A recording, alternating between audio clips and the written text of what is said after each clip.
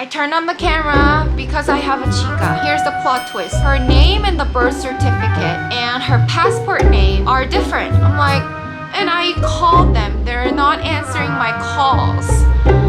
Did not know this, guys, but mentioned that during the heavy traffic, it can take about 2 hours or more.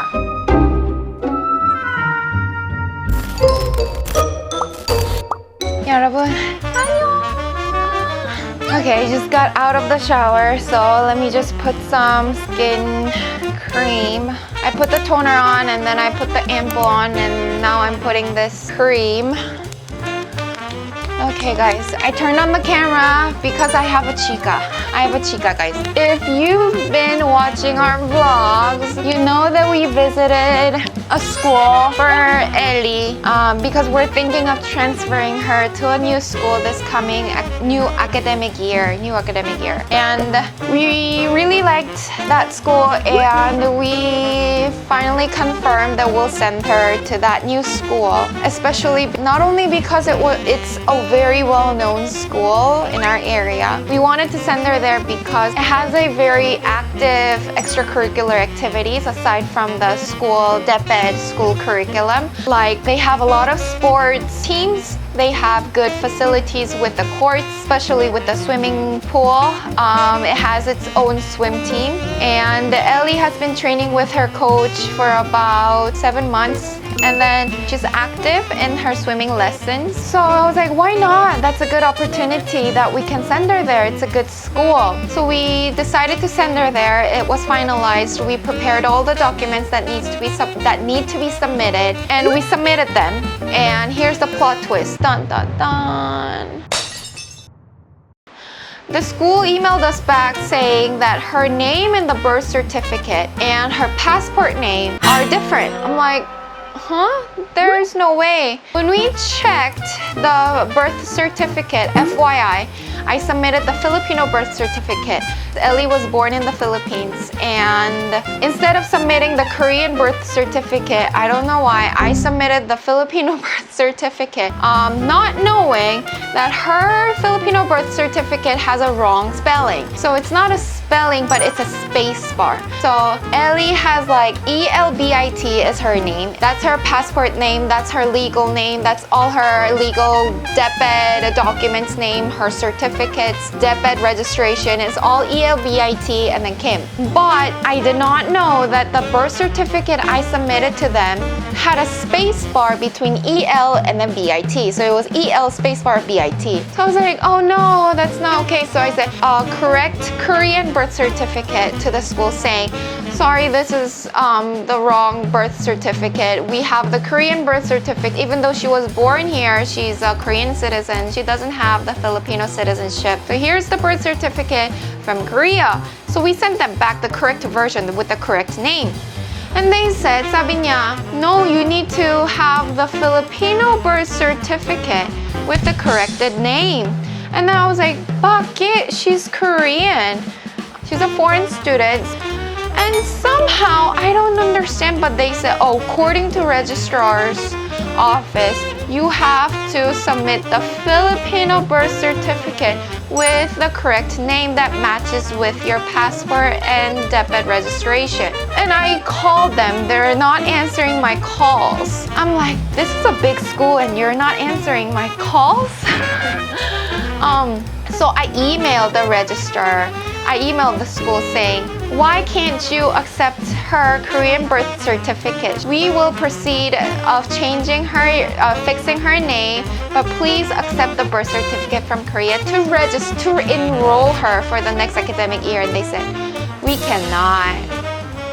I was like, it's okay. If that's how they work, Siggy, then maybe we'll enroll her late. But Sam hates enrolling the kids late because if we fix her name at the municipality, at the city hall, it's gonna take, I don't know, more than how many months, guys? So Sam was like, if we fix this and enroll her, she's definitely gonna be enrolled late. So Sam and I were discussing the pros and cons of this school.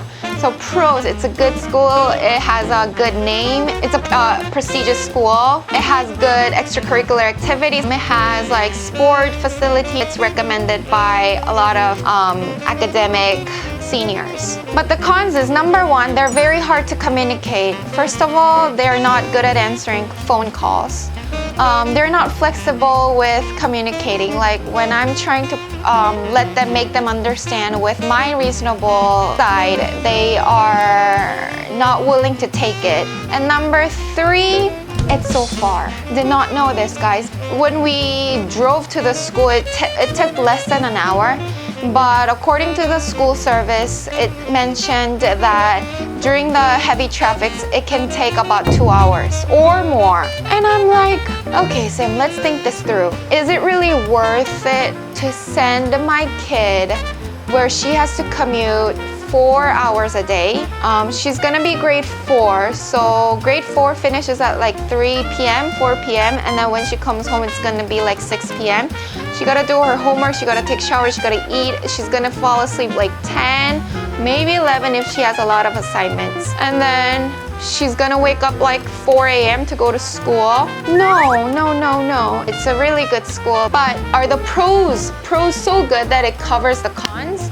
Not really, because even though the school is so good, the teachers are so good, the curriculum is so good, the facilities are so good, but your anak is always tired at school, falling asleep during class or not paying attention because she's so tired, it's not worth it. The tuition is not worth it. So what if Ellie loses interest in going to school because she's so tired? Mommy, I don't want to go to school. Can I be absent? Can I not go to school? What if she doesn't want to go to school in the middle of the semester? So those are the things we have to consider because she's only grade 4. So that's the downside. That's the side effect that we have to consider, thinking that she has to commute 4 hours a day. And thinking that it's very hard to communicate with the school. What if there's an emergency with Ellie, but we can't reach her, we can't reach the phone call to the school? So all those things started to pop up as soon as I started getting the emails from the school that we need to provide the Filipino birth certificate, even though we have the Korean birth certificate. Oof. But anyways, what are we gonna do with her school? So first of all, I'm sorry, but we're not gonna continue with her current school. There are some things that we want a bit more to our kids, which is extracurricular activities and outdoor activities in sports. So we were thinking, why not the school that is 3 minutes away from us? So it's a school inside our subdivision, inside our village. Every morning I jog, I see a lot of their kids off to the school. The biggest reason why Sam especially likes that school is, number one, it's so close to our house. And my kids are still young, they're only 7 and 5. So if there's any emergency, we have to run to school, and that's an important factor. Number two that I like is that they have a lot of outdoor activities.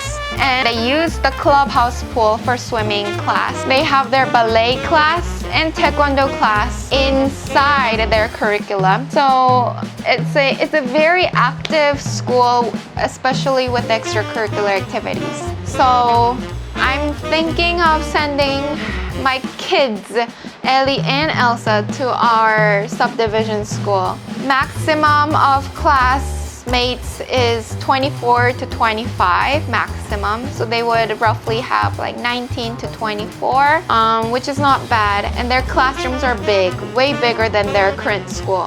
Hopefully, they're also good, well-mannered in the new school. I think May 8, Ellie and Elsa will both go for their enrollment exam.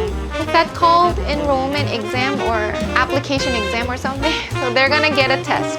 Maybe if we can vlog, we'll vlog that time too. I'll show you what's happening new and what are the updates in our family. So yeah, that's our decision. and keep rooting for us, supporting our family as we Koreans survive in these difficult times. Thank you guys for watching and hope you enjoy.